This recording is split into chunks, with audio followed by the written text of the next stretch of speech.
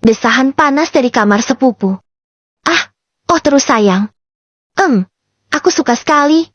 Dara baru saja datang dari kebun pamannya. Saat dia masuk ke dalam rumah dan melewati kamar Rati sepupunya, telinga Dara mendengar desahan yang tidak biasa. Seperti orang yang sedang berhubungan intim. Oh, Rati, aku hampir keluar. Buka selangkanganmu lebar-lebar. Dara terkejut. Suara itu sangat dia kenal sekali. Mirip dengan suara pacarnya, Bima, anak kepala desa. Yes. Sampai. Ucap kedua insan yang sepertinya telah mencapai klimaks itu. Kurang ajar. Apa jangan-jangan Bima selingkuh dengan Rati? Ini tak bisa dibiarkan. Gumam Dara penasaran. Brak. Dara mendorong pintu kamar Rati yang ternyata tidak terkunci itu. Mungkin mereka lupa menguncinya karena tidak sabar lagi untuk berbagi peluh. Oh, rupanya benar dugaanku. Kamu bilang udah balik kuliah ke kota. Rupanya masih singgah di sini. Memuaskan nafsu birahi kamu ya?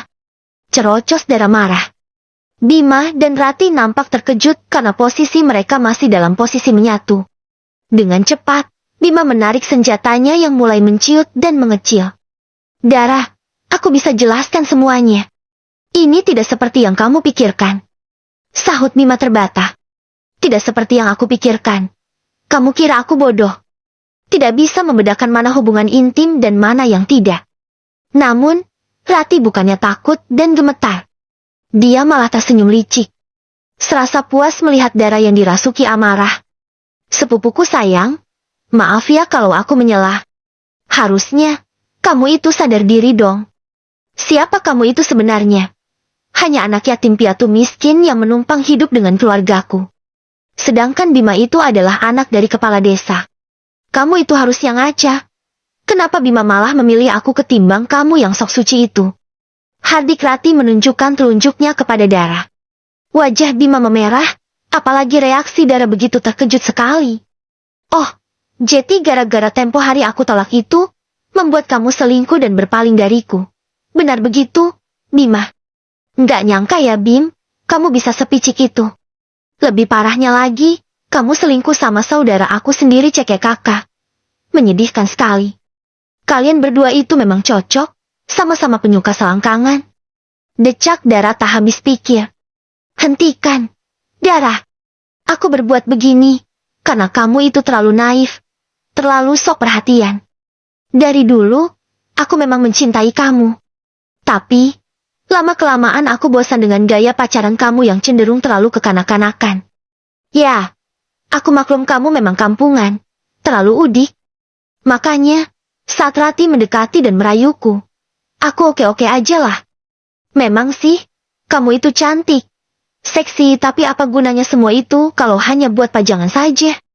Cetus Bima tertawa sinis, diikuti oleh tawa cekikikan Rati. Sakitnya hati Dara mendengar pengakuan Bima. Bukannya menyesal dan minta maaf. Bima terang-terangan membongkar alasannya selingkuh. Ia membuat Dara tak habis pikir. Kenapa Bima harus selingkuh dengan Rati? Mereka itu masih sepupu. Apa tidak ada perempuan lain lagi di desa ini yang bisa menjadi tempat Bima melepaskan hasratnya? Satu lagi. Dara. Aku nggak sudi tuh, punya saudara kayak kamu. Makanya, aku harap besok kamu harus angkat kaki dari rumah ini. Rumah kami tidak sudi lagi untuk menampung kamu. Bentak Rati lagi. Enak saja. Memangnya kamu itu siapa? Berani ngusir aku? Tunggu aja, sampai paman dan bibi pulang. Aku kabarin semua perbuatan kamu ini sama mereka. Ancam Dara tersenyum puas.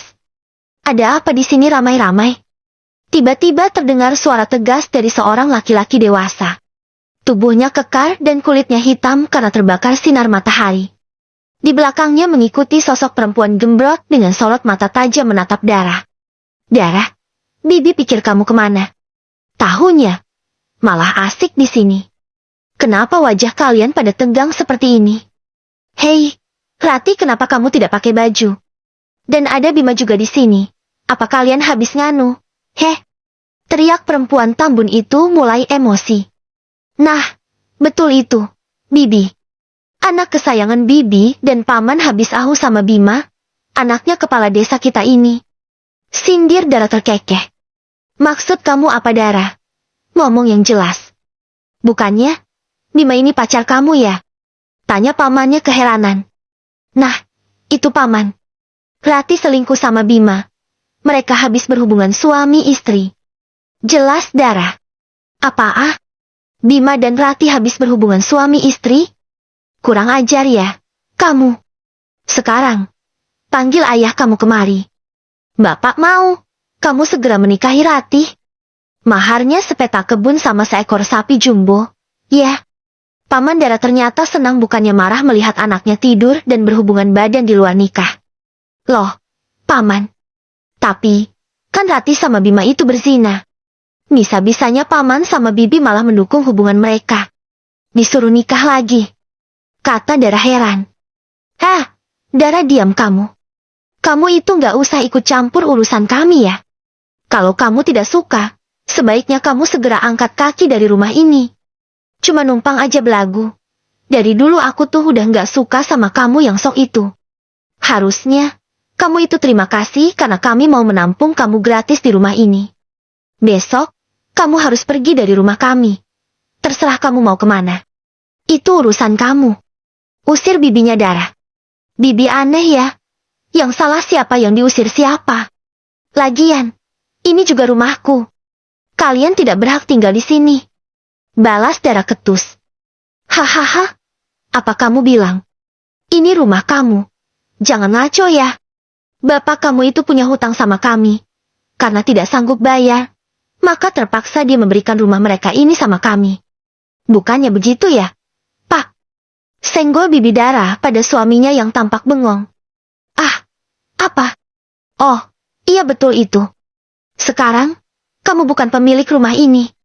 Jadi, kamu harus segera angkat kaki dari rumah ini. Timpal sang paman yang sama jahatnya dengan istrinya itu. Tapi, paman ini sudah sore.